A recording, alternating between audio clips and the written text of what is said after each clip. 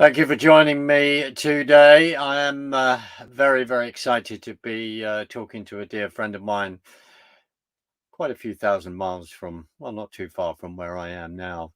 And before I bring him on, I just want to wish everyone a happy new year and a blessed new year for 2024, which I sense much prayer is needed for what we think may be unfolding next year. But thank you for joining me. So I'm just going to bring on a dear friend of mine, Gadi. So thank you. Gadi, thank you for joining me. I count it as a real privilege, and I thank you for that. And just to say, just say to everyone, Gadi and I have actually met, and I'm very grateful and blessed for that. So Gadi, could you explain where you are? I am sitting in the Baptist village just outside of Petah Tikva, Israel. Wow. How many? What's the length of time that you've been over in Israel? I came here shortly after the war broke out. I've been here about a month and a half now. Right. We had the events on the 7th of October, and I know in talking to you, you felt that you had to respond in some way. Hence why you got on a plane from the US and then have flown there. Gadi, without sounding obvious, and it's just a good way to explain things, what are your personal links with Israel? Well, I actually grew up here in Israel. My family made what is called Aliyah, which is when a family immigrates to Israel. My family made Aliyah when I was a child, so I grew up in Israel. To me, I lived here for the important part of my years. I was 13 years old when we moved here, and I was 21 when I left. So to me, that was the growing up stage. I did a lot of growing in the United States up to the age of 13. But I think an individual is really formed once they hit those later teen years, and definitely the way I grew up created the life that I have lived. So I people ask me if I could change something, would I? I saw a lot of good things, I saw a lot of bad things, but honestly, I don't think I would change anything. I'm glad of the fact that I grew up in Israel. I got to see and do more than most people do in a lifetime by the time I was 20 years old. So, I left Israel in 1981, and I went back to the United States. My family had already gone back, and life happened. I got married, I had a child, and every time I wished I could get over to Israel, life happens. I was working and had a child, and I couldn't do it. Now my baby is 25. Right. War broke out on October 7th, and it was the worst thing as far as that particular day, that massacre, October 7th, which is referred to here as Black Saturday now. I immediately said, I got to go home. And to me, this is home. This is where I grew up. So I made the arrangements, and I've been here since I could get on a plane and get over here. When you went to America in 81, I think the Lebanon War, was that the following year in 1982? Yeah, so there were a lot of different skirmishes that occurred prior to the actual Israel-Lebanese war, and there were a couple of those. There was another one in the 2000s, 2005 and 6, I believe. But yes, 1982 would be when Israel went into Lebanon to push Hezbollah and the PLO at that time back beyond Beirut up to the Litani River, because they were just lobbing, gee, what a shocker, it sounds like today, they were just lobbing rockets and missiles into Israel at will. The reason I bring this up, because this is important, because, we've seen a load of protest on the streets in various cities in America. We've seen those protests on the streets in London and other cities within the UK and around the world, of these students who think they're extremely well informed and singing from the river to the sea, a genocidal trope, is perfectly acceptable. But what they have no idea then, and you do, and I think it'd just be important to bring this up. When did the civil war break out in Beirut, in Lebanon, and why did that happen from round about the mid 70s? What actually went there? What people group moved in Lebanon? It's interesting. And it goes beyond Lebanon. I will answer your question, but I'm going to kind of back up a little to answer it a little bit better. Many people in your audience may remember an outfit called Black September, Yes. which was a terrorist group. What they don't know is, why were they called Black September? Well, many of and I'll use the term so-called Palestinians, and I can explain why I refer to them that way later, but many of the so-called Palestinians that were living in the West Bank, what is today known as the West Bank, back when it was still part of Jordan, pre-1967, they tried to overthrow the Hussein government. King Hussein at that time was in power in Jordan. And it was a massacre. It was a horrible, bloody day. What many people don't know is, and it took place in September, which is why they named their group Black September. But what many people don't know, the only other time in history, aside from 9/11, that 4 aircraft were hijacked all on the same day was by Black September, and it was Jordanian aircraft. And King Hussein went into these refugee camps and he just slaughtered people. He did not want to put up with this uprising of these so-called Palestinians trying to overthrow his government. So many of them fled to Syria. And when they went to Syria, and people will need to Google the Middle East map, they can see that Syria sits above Israel and Jordan to the north. When they fled to Syria, they tried the same thing again. They tried to overthrow a government. Well, the Assad government would have no part of that. And they threw them out and they fled to Lebanon.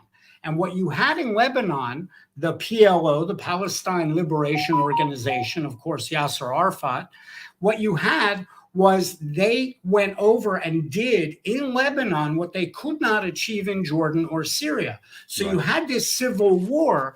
The problem that a lot of people don't understand, Lebanon used to be, and I say used to, past tense, Lebanon used to be the only Christian nation in the Middle East. Yes. And it was a gorgeous country. They used to call Beirut the Paris of the Middle East.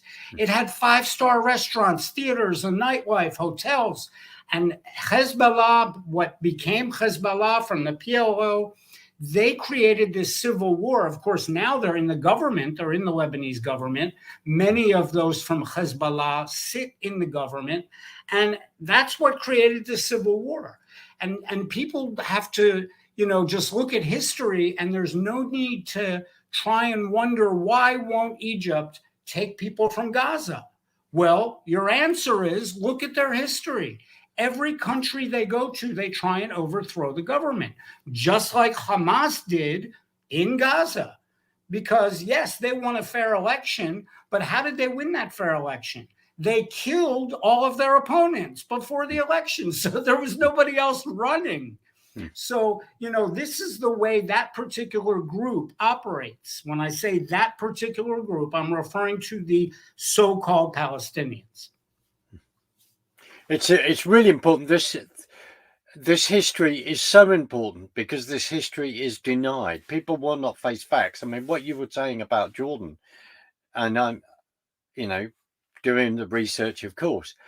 What is fascinating there, I think they even got a general from Pakistan, a gentleman called Hag, I think, to even help them with that particular incident at that time. And of course, as you're talking about Assad, I'm assuming you're talking about the fact that then Assad's father was the current power. Assad's father. Yeah, but that is important as well. This whole thing of lineage, how the power is then passed down from one to another.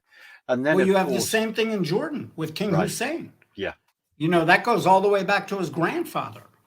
So, you know, the Hashemite kingdom of Jordan, which was Transjordan when Israel became Israel, you know, that goes back to the Hashemites and the Husseini family. So, you know, this is not unusual. That was created by us. I mean, it was our own fault that was created. And what I mean by that, if you go back to World War I, and when the Ottoman Empire ceased to exist after World War I, and all that Middle Eastern land was carved up and split up with different mandates, and you had the French mandate and the British mandate, you know, they being the United Nations, what was then the League of Nations, the precursor to the United Nations, they created these borders. Yes. You know, you didn't have as many problems in the Middle East back then as you do today, because everybody knew their place. Every area was run by a different tribe. And, you know, after the United Nations or the League of Nations got involved after World War I, then you had Iraq, Iran, Syria, Jordan, Lebanon, Israel. None of these countries, the only country that existed that was a country was Egypt. So how do you view that now? Because of course, I think now in about 1922, Churchill then creates Transjordan. So this whole thing of saying to the masses, saying to the British, you have got the mandate to be in charge of, as it was then called, Palestine, which is another interesting discussion in itself, because this history is really, really important, and it's a real privilege to be able to discuss it with you while you're there and just get your viewpoint. So Transjordan is then created. That then a lot of that was land that was going to be promised to the Israeli nation. Correct me if I'm wrong. Promised. Right. Yes, it had been promised. It had been decided by the League of Nations and the Balfour Declaration. Yes. I mean, we could go back and back and back all the way to Theodore Herzl to the 1800s when this land was decided, we're going to carve this up and give a certain amount of this land, which, by the way, what wasn't desert was infested with malaria swamp. Absolutely. It was a horrible piece of land. Nobody really wanted it. The Arabs that did live here didn't want to deal with it. They didn't. It was only the Jews that were trying to farm it. But, you know, that's history. If we look at how much was promised to the country of Israel prior to Israel becoming a nation in May of 1948, they only received 77% of what was guaranteed to them was cut off and given to what became Transjordan. So Israel got 77% less of what it originally was supposed to receive as a country. And each time that the area got smaller and smaller and smaller for the Jews were like, fine, we'll take it. And the Arabs said no. It didn't matter how small the land was. It was never a question of land. These wars have never been about land. The so-called Palestinian argument has never been about land. It is plain and simple. They don't want the Jews. And you don't need to take my word for it. Go and look at the laws that right now, if you were to go to what is known as the West Bank, the area of Judea and Somalia, if you go there, no Jews are allowed. I can't visit Bethlehem. I can't visit those areas. Why? Because I'm a Jew. So who's the real one that's doing the ethnic cleansing?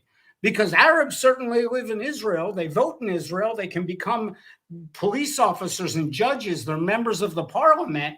But inside the Palestinian areas, Jews aren't allowed. There's a big red sign at the entrance, any of the checkpoints that go into the West Bank. And it says it is under law. No Israeli citizens can go there. No Jews can go there. So it's really interesting if people would just open their eyes and look at the truth, as opposed to the propaganda that's spewed by these so-called intelligent students on campuses across America. Absolutely. And you know, the Nakba, the whole thing is another conversation in itself. Yes. Of, you know, there's just I want to come back to that just quickly. My own understanding was in 1995, in Bethlehem, 80% of the businesses there were owned by Christians. That Yes. has now flipped to completely the opposite. Yes? Yes. And so much so, it's interesting. Every year, Bethlehem, as an example, Bethlehem is the name of the town in Hebrew, Bethlehem in English. It relies on tourists at Christmas. Christians from all over the world flock to Bethlehem. This year, there were none. Was that because of the Christians saying we're not going to celebrate Christmas? Absolutely not. It was because the Palestinian Authority told the Christians, we're not going to have celebrations this year. There was no trees, there was no lights, there were no tourists. And why did they do that? They said it's in recognition of our brothers in Gaza. So who got hurt in that? Not the Palestinians that live in the West Bank, the Christians that live in the West Bank that rely on those tourist dollars. They didn't even have any tourism. So this is what's really important. And because the fact that it is not about the land, it's about the fact that we don't want Jews there, period. We don't want Israel. We want complete annihilation. And then that's not even from me. All you have to do is listen to what they say. Yeah. They publicly come out and say this. You know, they're not going to be happy until they turn the Mediterranean Ocean red with the blood of the Jews. These are their terms, these are their words, not mine. So breaking down when we see these students who think they're extremely informed and profoundly ill-informed, and where they're suddenly going on this intersectionality rant and suddenly going, look at a bunch of colonialists, e.g. that's Israel, they've gone in there and taken this land, then they have no understanding of the Ottoman Empire. They have no understanding of the state of the land, that it was malaria invested, that due to the skills and the doctors of Jewish doctors then creating medicines that could be taken to stop the spread of malaria and all the rest. That is all there. And then, as you quite rightly hint at, we remember Mark Twain going through the land and describing that no one was here and all the rest. Why am I laboring this? The reason why I'm laboring this is because you and I'm privileged to, again, I cannot say it enough, privileged to have this conversation, and we have to inform people. We have to work hard, and you do, to get our facts right, because we are so manipulated. So when I'm listening to people like Mordecai Kepler, I think, and then you've got other historians as well. Mordecai is an incredible expert. Then you've got in Islamic Jewish relations and all the rest, and will go on Arabic TV and quite rightly defend Israel's point of view. But then you've got other historians like Benny Morris who talk about, as you said, we said about the Nakba, we're talking about people, what happened in war. They were told, the Palestinians then, as they call themselves, would say residents then of the land there, of Palestine then as it was, they turn around and go, well, we're just going to disappear. Jordan said it won't be long. They'll deal with the Jews and then we can come back to our homes. The last thing I want to see is any civilian or anything, anybody hurt. That's the last thing on both sides or militarily. That's the last thing. However, in war, that's the decision they made. But what people do not then remind themselves of the fact that 150,000 Arabs decided to stay in Israel. That's a figure that's talked about. They decided to stay.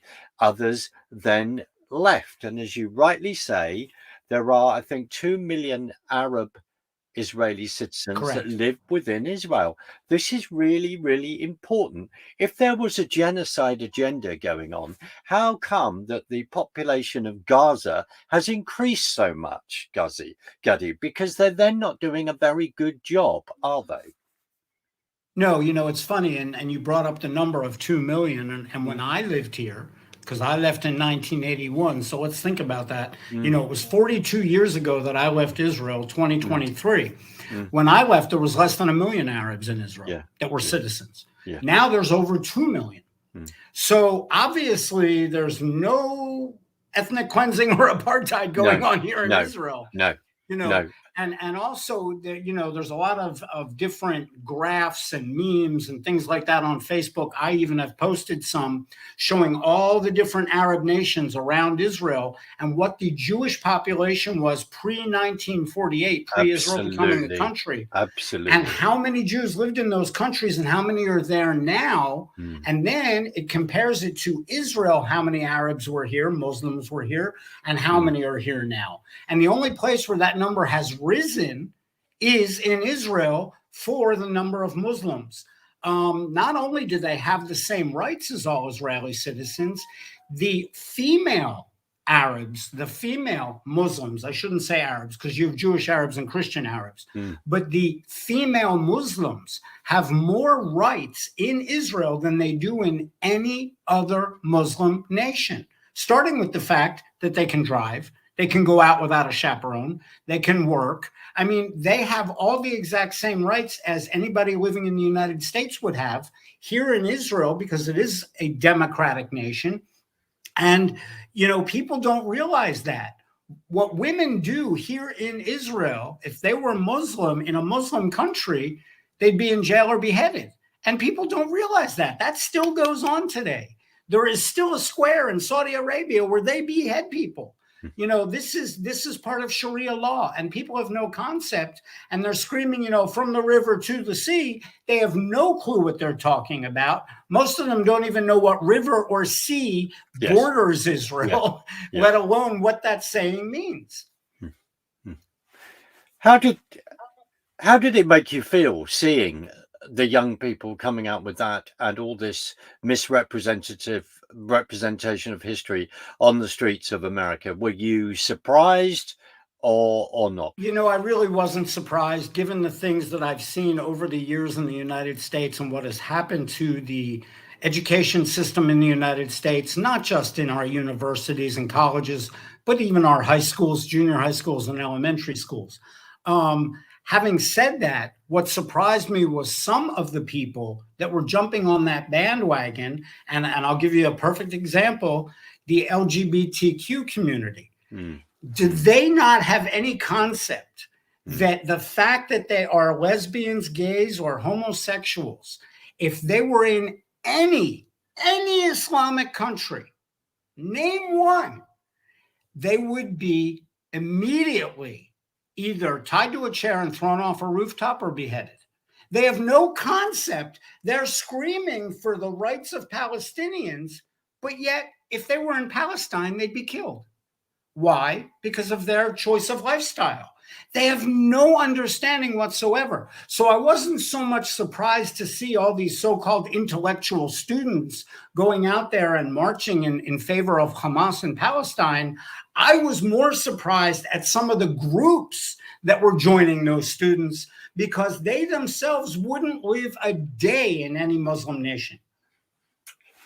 Queers for Palestine being exactly one of those groups, and it is what we're saying is a complete and utter oxymoron. It's a total oxymoron. Yeah, totally, because they do not understand what has gone on. What was your reaction, because you heard about it, to the three university, one of them's resigned now, but of course Penn and Harvard, and I've forgotten the other university, those three heads before a congressional committee? What were your reactions to that? My reaction is, it depends on the context. Well, I mean, it's a word game. Yes. It's a word game. Yes. If let's just replace the word Jew with African American, and let's see how long that would last. That would last. Is it okay to scream from any university for the genocide of Black people? Absolutely not. And it wouldn't last. But if you say Jew, well, it depends on the context. Give me a break. Well, the fact you that can replace the word Jew with any group of nationality, and it would be uncalled for. It would be unheard of. They wouldn't allow it. Well, this is what is so shocking. This is what,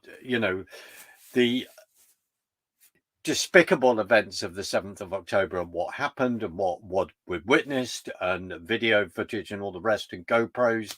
And we can't even get our mind around it, to be honest, except it's completely evil and psychopathic. What then came out, and then within 48 hours, it was asking the Israeli government to show restraint. And then this whole thing of the way the press literally pivoted to bordering on, well, we need more proof of what happened. We need more proof. What was the what's the feeling within Israel, even though you weren't over there at that time, but of course you've been having discussions with people. How do Israelis view that? You know, I don't think most Israelis were surprised at the world's reaction, because it goes on time after time after time. Each and every time throughout history, if you go back just to 2014, which was the last time that there was a big skirmish, for lack of a better term. It wasn't really a war. It was an operation, as they called it, against Hamas. It was for all the thousands of rockets that were daily coming into Israel. Israel saw what happened. The world right away screamed. As soon as Israel tries to defend itself, it's not attacking them, it's defending itself.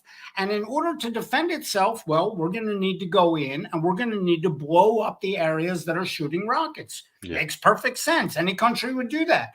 And the Israelis see each and every time what happens. The International Court in Hague says, oh, it's war crimes. Oh, civilians are getting killed. Well, need I remind you about World War II and Berlin being carpet bombed? Need I remind you about World War II and Nagasaki and Hiroshima? People die in war, and I'm not saying we're advocating that that's the right thing, but no other country in the world, and this is not just Gadi speaking, no other country in the world, this has been said by American generals and presidents, this has been said by British generals that have been here and seen how Israel operates. People, generals and presidents and leaders of other countries have all seen what Israel does prior to going in to an area during wartime, and the way that they try and protect civilian life. And you need to remember, what is Hamas? Hamas doesn't walk around Gaza wearing black outfits with a green bandana. No, they're citizens. They're dressed in T-shirts and jeans. So how do you differentiate a terrorist from a civilian? Civilians are going to die. No one wants to see that, okay? But let's remember what happened on October 7th.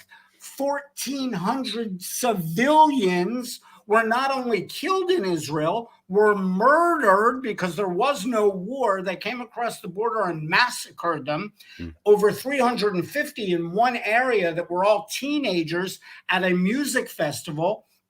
Aside from that, let's talk about the mutilation of the bodies before, during, and after their death. Let's talk about babies being burned in front of their parents, and then the other children being forced to watch as Hamas killed their parents.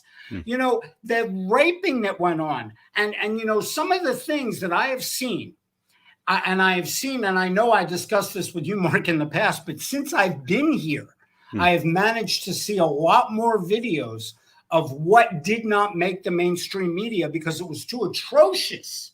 It would never pass the groups that say what can and can't be allowed on public television. Absolutely. And I have seen things. There were women that were so brutally raped that their pelvises were broken. I want people to think about that. And not just women. They did it to little girls and little boys. This is the evilness.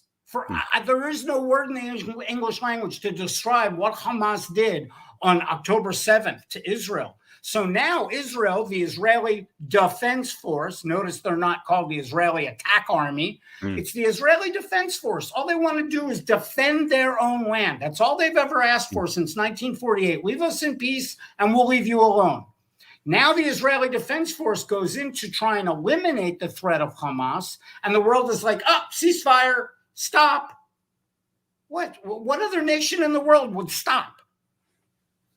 Well, because the whole thing, I want to discuss this with you on future occasions, because it's a review of history and why. And if you then build in to the United Nations such hatred, and that there are so many policies of trying to think of the correct term, so many sort of edicts against Israel. Israel has had more edicts against it via the UN than any other nation in the world. And then it's discussing, UNRWA, discussing the Hamas links with UNRWA, who is actually running Gaza, how it is actually run. And I've had, one particular conversation that was not pleasant, because I won't back down on this when I'm having a discussion with someone who goes, Israel has just bombed a hospital. No, it hasn't. Yes, it has. I've seen it. Hear me, Gadi. You'll be shocked. They saw it on the BBC News, and as it was on the BBC, they thought that the BBC was reporting the truth. Well, Yes. I disavowed them of that.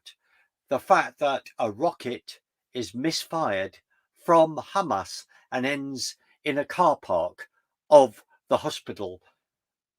And this goes on and on and on and on and on. And then the terror network, and people, no understanding of where has this money come from, being funded from America, being funded from Europe. Now, and I want to say this publicly and say this to you, that when we first got to know each other in 2015, and I was blessed to come on a radio show with you, where you challenged me and you talked about Islam. And that's what we're talking about. This is a clash of civilizations. Yes. And people have to realize that. And in a clash of civilizations, of course, there is collateral damage. But people have to remember, within Europe, the Islamic marauding armies going all the way up to northern Spain. The psychology says that was our land. We wish to have this back. So Hamas wants a worldwide caliphate. That's what they then want. Gadi, can you please explain to, if we're able to influence any misguided, well-informed students, as they call themselves, on the streets, could you explain to me, to them, how many times the so-called Palestinians have been offered a two-state solution? Oh my gosh. We could argue with us. We could say 1936, 1947.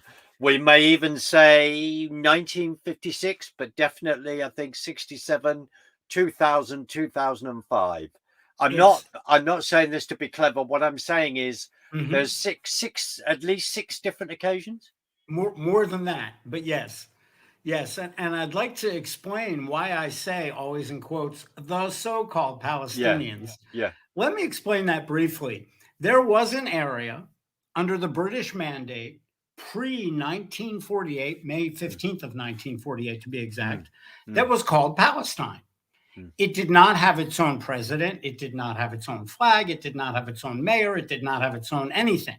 It was a mandate, just such as Syria and Lebanon were under the French mandate. Okay. Having said that, there were people that were born and lived in this British mandate known as Palestine. They were Palestinians. If you were born in that mandate, in that area, pre-1948, you were a Palestinian. You could have been a Jewish Palestinian, a Muslim Palestinian, or a Christian Palestinian, but you were a Palestinian. Now, if I lived in Texas and I said I was Mexican because Mexico once owned Texas. Yep. Does that make me Mexican? No. And I'm no more Mexican than the people that claim they're Palestinian today. And that, again, That doesn't come from Gadi. You can look up where the Palestinian Authority themselves, their own scholars, their own imams, have come out and said, we're not Palestinians. We're Syrians, we're Egyptians, we're Saudi Arabians. We're not Palestinians. There is no such thing. How many times is Palestine mentioned in the Bible? None. How many times, better yet, is it mentioned in the Quran? None. Why? Because there's no such place. It was a mandate. So I get very frustrated when people say to me, I'm Palestinian. Really? When were you born? Because you don't look a day over 20. So obviously you weren't born pre-1948. If you were, I'd call you a Palestinian if you were born here pre-1948. But to say all Palestinians are Arabs or all Palestinians are Muslims, that's not fair to the Christians and the Jews that were born in this area that were Palestinians. So, yes, there was an area called Palestine. But to answer your question about the two-state solution, it happened. It already happened. You mentioned at the beginning of the show how much land was taken away from the Jews and given to what was then called Transjordan. Do you know why they did that? I know you know why, but many in your audience probably don't know, because that was for the Arab Palestinians. In the last census that Jordan, the country of Jordan, had, in their very last census, which was just a few years ago, over 80% of their population checked off that they were Palestinian. How did Jordan get full of Palestinians? Because that was the country that was created side by side with Israel as a two-state solution. And they already were given that.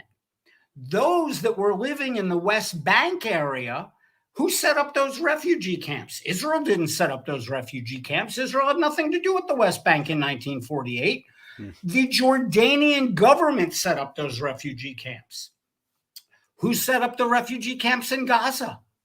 That wasn't Israel. Israel didn't have Gaza then. Not in 1948. That was Egypt. You know, people need to learn history. And who was the one that actually gave the money to set up these temporary refugee camps? UNRA, the UNRWA, the United Nations Relief Work Agency, was set up temporarily in 1950 to deal with the Palestinian people that fled their homes because of the Arabs attacking the new state of Israel. And it was supposed to be temporary, and it still exists today. And who created that problem? Because the Jews get the blame, but we didn't do it. Absolutely, because the definition of running a refugee relief organization like UNRWA is to actually solve the problem. It's not to increase the refugee number, which is happening because, as you know, it's passed from one generation to another. Exactly. I am now the honorary refugee 3 generations for whatever removed. But again, you've said let's re-emphasize this. Has Israel started any war? The answer is no. Technically. Right. Technically. In 1967, to be fair, for the people that are watching the show that might argue it, Israel did attack first, but it was called a preemptive strike. Egypt, Syria, and Jordan have all admitted over the years that, yes, they were planning to attack Israel. Israel got the jump on them and attacked a couple of days before they were able to. But it was obvious even back then, they were massing on the borders. There was an attack emanating, and Israel did attack in 1967, known as the 6-Day War. They attacked first. But that was the only time, if you want to say, they started a war. Right. So correct me here. So within that war of 67, were they within 100 miles of Cairo? And then as part of negotiations after, they then hand back. So here you go, a victorious army, which is every aggressor on every single side. They hand back land back to the person that they have, the body, the country that they have just defeated. So in 67. What about in 1973 in regard That was even worse. Right. In 1973, they were 10 miles from Damascus and Cairo. Think about that. That's how far Israel got into the foreign, because Jordan was not involved in 1973 Yom Kippur War, but Syria and Egypt, they were 10 miles from their capital, and they gave it all back. And then, of course, the Sinai Desert, which Israel captured in the Yom Kippur War, was given back in full, which made Israel 3 times smaller than it was. It was given back to Anwar Sadat during the 1979 to 1980 peace agreement. And interestingly enough, Israel not only offered, but begged Sadat to take Gaza. And he said, Gaza's off the table. If Gaza's part of this deal, there's no deal. And that's a fact. People can Google it. Absolutely. And the biggest problem in Camp David with Anwar Sadat was the argument over whether or not he would take Gaza. But this is the important thing, because we are going through history, and I want to go through this, and there are so many roads to go down. I'm not going to say rabbit warrens, because they don't exist, because the history is there. And you, thank you for bringing that up, which is, no, Egypt were asked to take back Gaza, but they refused to do it. And also the other thing is, what nationality was Arafat, my friend? What nationality was he? Egyptian. Let's think about this. Then again, and you have, you've warned about this. Other people that have warned about this. Then we've got this group called the Muslim Brotherhood, which is outlawed in Egypt. Exactly. Hence why the last thing they want, I think, it is the Rafah Gate there. They want that opening opened, and the last thing they want is Gazans to move from there into Egypt, because they're concerned about who is going, how many members of Hamas are going to be embedded there. Exactly. So you've got a situation where Hamas is the Muslim Brotherhood, and the Muslim Brotherhood was outlawed in Egypt. So now they're there again. It's obvious that they're there again. I mean, the current government is partly Muslim Brotherhood, but that's a whole other story from the coup that happened there a few years back. But at the time of Anwar Sadat and his predecessors, the Muslim Brotherhood was illegal in Egypt. The second in command of Al Qaeda, what was his name? Dr. Zawahiri. He was part of the Muslim Brotherhood in Egypt. That's where he was jailed. And that's where he started to learn and become friends with what later became the heads of Al Qaeda. Right. So, yeah, the Muslim Brotherhood, they've got their grubby little fingers everywhere. Unfortunately, they're in the United States. I was about to say that, because there are things I could say, which I know that and we could then have this discussion, and it is a very important discussion, because let's just, in the last few minutes, I'm just going to pivot to London and say facts.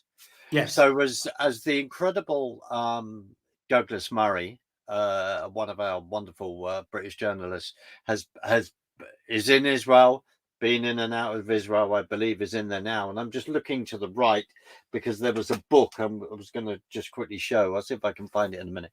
But this whole thing of then the incredible Melanie Phillips, who lives, British journalist, but lives in Israel, and another brilliant advocate. Now, as Melanie has written a book called London Starn, and Douglas has brought this out recently, because of the marches on the streets of London, suddenly, and we have to understand the link between the left getting together with Gazans, Islam, this whole thing, which is a huge subject, which is very important in itself. We then have someone living in North London called Mohammed Sawala, and Mohammed Sawala was either on the board of the military wing of, well, they're not a military, it's all military, of Hamas, and he now lives North London. We then have another individual further out from North London that was responsible for the fatwa on Salman Rushdie, and as Douglas pointed out, the fatwa is like the length of a book, and he was then the fatwa to then kill him. The individual that did that, linked with the Iranian regime, lives in the UK, and we're all going. You've been talking about this for many years. I'll just say that, but people suddenly waking up to this isn't a good idea. No, because Right. when you've got a jihadist group on the streets of London that is banned in other European countries, and one particular individual is also a doctor within the National Health Service. I'm not saying that anything that isn't out there, because it's already out there in the Mhm. mainstream, because even Piers Morgan has interviewed these Yes. people. That's another subject, but you can see it. We are not making any of this up. And when I say that this is a clash of civilizations, I don't think I'm making that up either. No, it's definitely a clash of civilizations. This is something I've been screaming about since I first came back to the US when I was in the US. I came back to the US in 1981 from Israel, and I was screaming, and everybody just called me, you're a Muslim hater, you're crazy, you're nuts. Mm, You have no idea what you're talking about. mm, It wasn't until 1993, when the World Trade Center bombing occurred, that slowly my phone started to ring and people were like, where was that crazy guy that warned us about this? And mm, of course, after 9/11, my phone rang off the hook. Then all mm, of a sudden I was an expert. You know what amazed me? I used to sit in front of my TV after 9/11, and I used to scream at my television. Didn't matter what channel I turned. Every single channel had a terrorism expert on. What was there a population explosion of terrorism experts after mm, 9/11? mm, All of a sudden, we had all these terrorism experts, and I used to sit and scream at my TV. If you're such an expert, it never would have happened. You guys weren't around. mm, All of a sudden, you read one book, you're an expert. I have been screaming about terrorism and Islam since 1981. And it took two different acts of terrorism for me to even make it on the map and have a radio show and get interviewed and do mm, articles. mm, So people, I despise these people. I never refer to myself as an expert. Other people can call me that. That's fine. I've never once said I'm an expert on mm, Islam or terrorism. mm, I mm, know a lot. I know a lot more than most people. mm, But these other people that are out there don't know their butt from a hole in the ground, and mm, they're claiming to be experts on terrorism. Why? Because they read one book or they visited some Muslim nation. mm. They have no concept. No concept. I taught the Joint Terrorism Task Force. Yeah. And what amazed me was these were people that had already been through counterterrorism training who knew absolutely nothing about Islam. And it's like, how are you going to protect the United States from an Islamic jihadist attack when you don't even know what the word jihad means? It was mind-boggling. So, the United States has a lot to learn, unfortunately. And right now, with their southern border wide open, it's not a question of did any terrorists cross? It's a question of how many terrorists have crossed. And I'm afraid that the next 9/11 isn't a matter of if it's going to happen, it's when. And it's going to be way worse because there are so many thousands of possible terrorists running around the United States right now, acting possibly your neighbors, and people in America don't even know it. And when they get the call and they get the notification to do such and such, what we saw happen in Israel on October 7th, it's going to be way bigger in America. And that's my biggest fear. No, and I totally respect that, and I know that is your biggest fear, and I'm not. You care, understandably, you care passionately about that, and that at times has been costly, because if Mhm. we're up late at night worrying about these things, we're not getting much sleep. And let's just be honest, because this is a concern. And you're what upset. is And what is sleep? What's what that is word? sleep? I hear you. I hear you. Gadi, I'm conscious of your time, but I just feel really privileged to be able to have this conversation, because the reason being, history is so important. History is so important. Facts are so important, and we're seeing how they're being manipulated. So in the last sort of few seconds, and I'm trying to keep it to 50 minutes as near as possible, but we're just at 50 minutes now. Is there any other comment now you want to say? Because I really want to be able to do this again, if that's okay with you. Oh yeah, Because absolutely. this is such an important, to me, conversation, and I'll use the word expert, of someone who is extremely well informed in regard to history, and you try and work at it, and you work at it in regard to the questions you're asking, because there's been nothing worse than seeing, as you say, these experts and ill-informed people talking on television or wherever. There's nothing worse. Yeah, and you know, I want to wish you and all your viewers a happy, healthy, prosperous, and hopefully peaceful New Year. May everybody have a wonderful year. And I always, you know, I'm praying for the hostages day in and day out. There's still about 128 hostages that are in Gaza. My phone is going crazy here. Pardon me. And of course, the soldiers. You know, we've been lucky today. I believe there were only 3 rocket alerts today, which is the same as yesterday. But I haven't checked my phone in a while. I had my phone, and originally when I was in the United States, and when you and I met there, you may remember, my phone was set for all of Israel. So anytime there was a rocket alert, it would go off. Well, now that I'm in Israel, I won't do that, and I can't do that because I'd be running for a shelter every 5 seconds. So I have on my app on my phone, I have it set to my GPS location. So wherever I am, if there's a rocket alert, it'll go off. So I haven't checked my phone, so I honestly don't know in the last hour what has happened. We have lost a lot. It's been over 500 soldiers in Gaza. And I want to explain very quickly, if I can, and I know you were trying to keep it at 50, so I apologize. Don't worry. When I give my daily updates on Facebook, people will hear me give numbers as low as 150, 160, and then they'll hear me give numbers over 500 as far as soldiers that have been killed in the war. The reason there's 2 different numbers, and I've explained this in my videos on Facebook, there were many soldiers killed on October 7th while they slept in their base. Met hundreds. So you've got a high number of well over 500 that have died overall total, counting October 7th. Then you have the lower number of 100 and something that has been since Israel actually invaded Gaza. So there's 2 different numbers. And obviously for the reasons of being fair to everyone whose lives were lost, I count the higher number. It's only fair. I mean, there were soldiers that did try and do something on October 7th that were killed.